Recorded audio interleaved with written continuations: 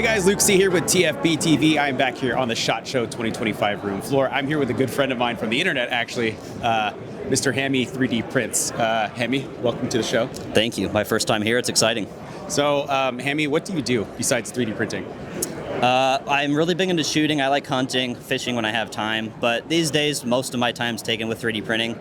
I do have 3 kids, which take a lot of time too, as parents can attest. But yeah, mostly it's a lot of 3D printing. So most people look at hear 3D printing and they think of it as it's like some hobby I set up in my garage. You know, maybe I do it on the weekends. For you, it's a business, right? This is how you make your living.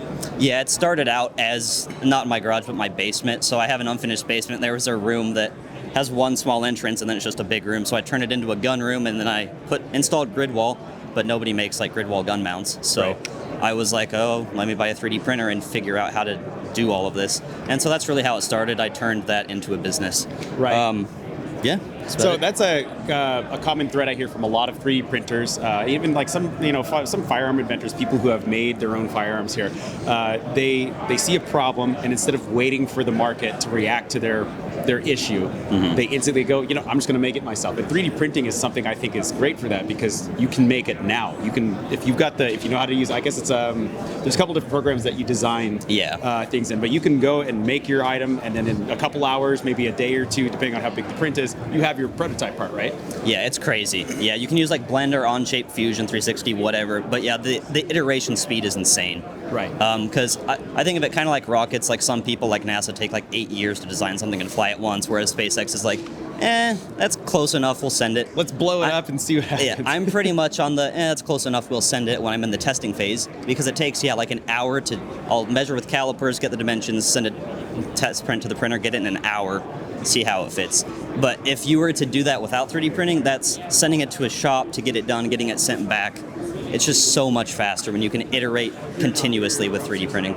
Yeah, and actually, let's talk about that real quick, because people are probably going to be screaming at home like, why would I buy anything from you when I could just buy a 3D printer and make it myself? But you're doing all the R&D, you're doing all the testing, the measurements, you're finding out, like, there's a shrinkage, right? Yes. Both inside the swimming pool and also on the 3D prints. So same. You have to account for all that, and then you can just sell the finished, improved product to the customer, right? Yeah, there's a lot of that, especially with different materials. You have different shrinkage rates and stuff. But yeah, a lot of it is the R&D, the design time. So I've got over 2,000 products. I make stuff for like pegboard, slat wall, Galotech, Secure It, magnet for safe, all sorts of stuff. And each of those is a unique design that just takes time. It's not really that.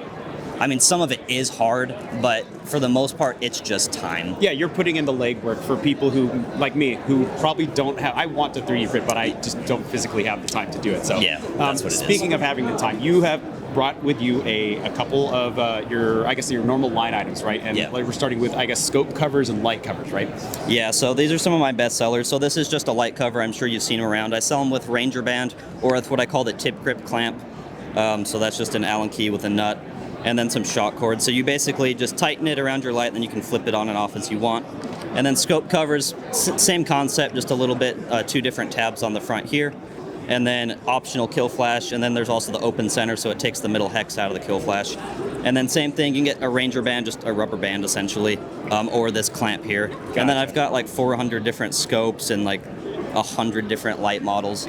And whenever people email me all the time and say, hey, can you make this? The answer is yes, most likely, but you need to have calipers to send me dimensions. People just send me a picture and say, can you make this? I'm like, no. You need data. Yes.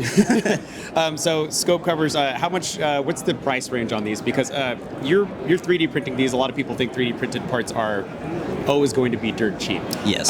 But that's entirely dependent on not just print time, but also materials cost, because you can print out of several different types of, I guess it's filament is what we call it, right? Yeah, and I do offer some different types of material, and I'll be adding more in the future, TBD when that's going to be. But so just the scope cover here, or I guess we can start with light cover. Just the light cover with a Ranger band, it's $10. If you add the tip grip, I think it's like $17.50 maybe, and that's out of the nicer material. And then same thing with scope cover. I think just the front is $12.50, and then if you add the kill flash and tip grip, it's maybe $32.50 maybe. And then Shipping $5 flat, unless it's over 50, then it's free shipping. So I try to be cheap on shipping. All in, your Gucciest print material with all the bells and whistles out the door for less than $30. Yeah. Shipped. Okay. Pretty much for most stuff, yeah. Cool. And then you've also got, I think, some mounts, right? Gun mounts as well? Yeah.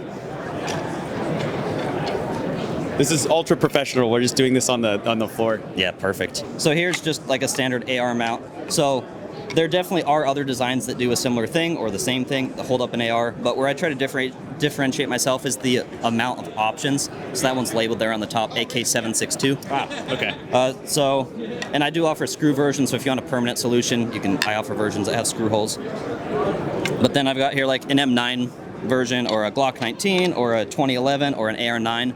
So it's just the variety of options. So I also do mag mounts, so for pegboard, slat wall, whatever, where I've got 150 or 160 different mag types. Right. And each one's its unique design for a perfect fit. So you've kind of designed these for not just these are great for we've seen a ton of stuff like this on the showroom floor. Great for displaying your product in your store or on your booth at a gun show. But you also make these they can be this design is basically a one-to-one copy of the wall mount you have for guns. And so that's for the people at home who want to have a grid wall or maybe put stuff in their gun safe, right? Exactly. Yeah. So basically, this piece right here is the piece that matters. So I can just take this and then move it onto one of my other patterns. Yeah, basically the faux mag body. Exactly, yes. Now what's this little, there's a notch in here. Yeah, so this is an AK one.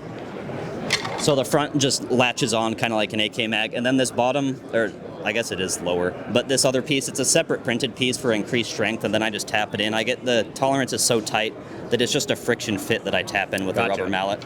And then it locks in like an AK mag. Okay, so that's just a special design to accommodate so you can display an AK or hang it up on the wall. Exactly, yeah. Cool. Yep, and so these are display stands, but like I mentioned, I've got wall, pegboard, slat wall, Gallotech, Secure It, all sorts of different stuff. I think there's over 30 different ones, and I can add more as well. Yeah. And speaking of that, you've shown us all this stuff that you have. People can go check out your designs on the website, purchase them. Mm-hmm. Do you share files, or is that something I know in the 3D printing community that's always a question, people sharing their STL files with one another for the community. Where do you land on that? Yeah, I don't, just because of the amount of effort and time that goes into it. Yeah. I definitely do appreciate when people do with the gun designs and stuff, but for me I quit my day job 5 months ago, so I was an IT nerd working remotely. Welcome to the unemployed club. Yes, thank you. But yeah, I don't, just from a business standpoint. Yeah. I kind of think of it what if I got a CNC machine and then reached out to Otter Creek Labs and was like, hey, I have a CNC machine, now give me all your silencer designs. Yeah. They probably wouldn't do that. I don't think so. I've also heard that, with the 3D printing community, there is some liability there with designs you're putting out. And I know all these are pretty benign, right? You can't put any of them in a gun and make them shoot anything. But Correct. With the firearms designs, a lot of people are kind of wary about that because well, what if it gets traced back to me and then I'm responsible for the design? There could be a lawsuit involved. Yeah. So I gotta get that from that perspective. Yep. So down the road, you've got all these items. What are you trying to do next? Right now, I'm just constantly adding more designs. So I've got a SCAR 17 design that I'm finalizing. A lot of it is just trying to find people that will let me borrow their guns if they're in state or going to a gun store, because it gets really freaking expensive when somebody's like, hey, can you make a mount for this? I'm trying to think of an example. Somebody wanted a Mini 14 mount. I'm like, I don't have a Mini 14, but luckily... Yeah, weird request, but okay. Yes, but luckily, my brother does, and he has a 3D printer, so I was able to do it. But it's hard when people ask, because there's thousands of different guns out there. And I'm like, I don't own that, and I need to physically have it to verify the fitment. Yeah, you need the data. Give Hammy the data, otherwise he can't make anything. It's easy if it's a sphere or a cylinder. So if it's a light cover, easy, send me the diameter. When it's a magwell with a latch like this, trying to do that just via a diameter, which wouldn't apply because it's not a circle. So more geometry, more complexity, more time. Yes, which means me buying the item sometimes, which is expensive. Got it. So, Hammy, if people want to reach out to you, if they want to check out some of your products or maybe talk to you a bit about 3D printing, where can they do that? You can find me Hammy3dprints on Instagram, where I do most stuff, also X or Facebook. You can find me hammy3dprints.com. I'm also on Amazon, but the website is by far the best. I'm on Etsy and eBay as well. Yeah, pretty much. If you Google Hammy 3D prints, or probably just Hammy, you'll find me. That's a hard name to like miss, you know. It's Yeah. why the name Hammy? Is there chonkiness to it, or what's going on? No, it comes from my last name. I guess I'm doxing myself. Oh, okay. My last name's Hamilton, so my childhood nickname has always been Hammy. Oh, that's actually kind of And cool. I like that. So when I was naming my company, I did not expect it to become my day job.